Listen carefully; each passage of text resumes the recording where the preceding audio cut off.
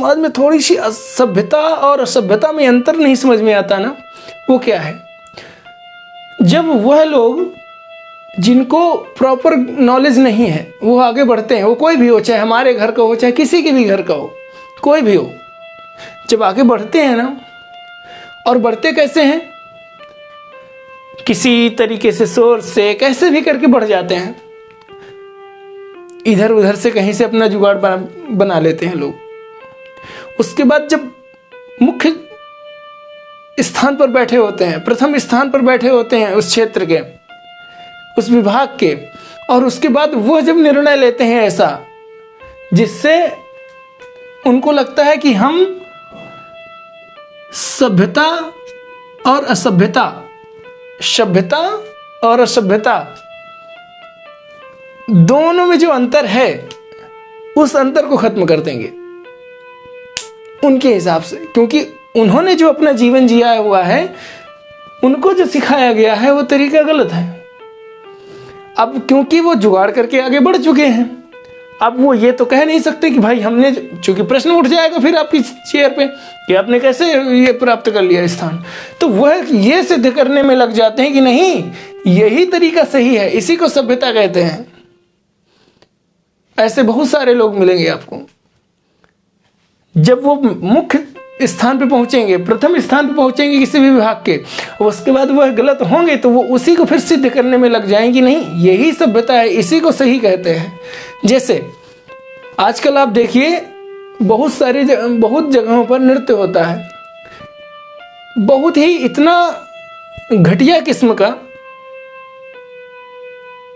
और उसको लोग बड़े चाव से देखते हैं। अच्छा, गलती यहाँ पे उन लोगों की नहीं है जो देखते हैं, क्योंकि हमारे विद्यालयों में, सोचिएगा अपने विद्यालयों में कभी ये चीज़ें स्पेशली बच्चों को बताई ही नहीं जाती हैं, अभी भी नहीं बताई जाती हैं कि वास्तविकता में नृत्य क्या है, नृत्य को कैसे हम पेश कर सकते हैं।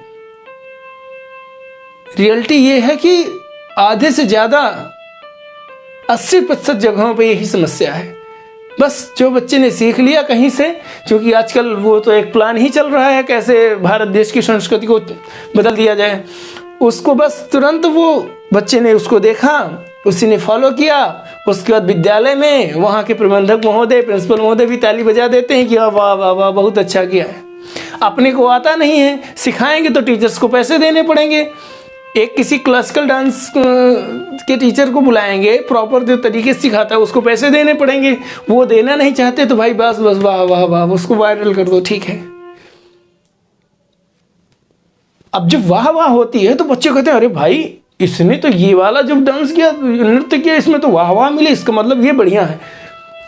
वही जब बच्चे आगे बढ़ते गए, जब इस तरह के प्रोग्राम होते हैं कि वो पैसा लेकर के जाते हैं, उसके क्या बताएं, बड़ा अजीब लगता है, बोलने में भी हमको अजीब लगता है, हम तो कह भी नहीं सकते उस बात को। पहले उनके सामने 2-4 ठुमके लगाओ, फिर वो आपको पैसा देंगे। ये उनकी गलती नहीं है दरअसल, ये हम क्यों कहते हैं कि उनकी गलती है, वो उनको सिखाया ही नहीं गया चीज़। जब नहीं सिखाया गया है तो वो तो ये करेंगे ही।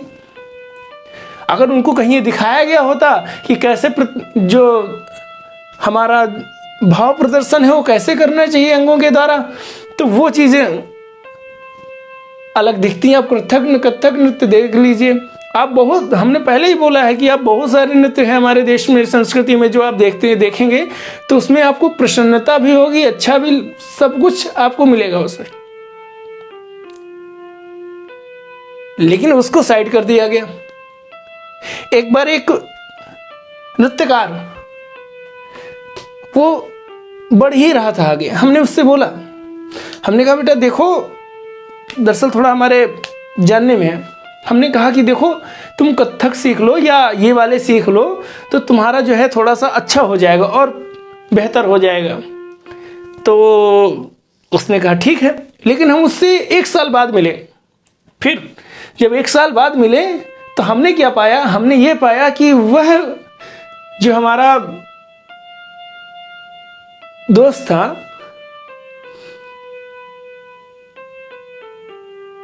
उसके साथ में ऐसा हुआ कि वह उसी रंग रूप में ढल गया,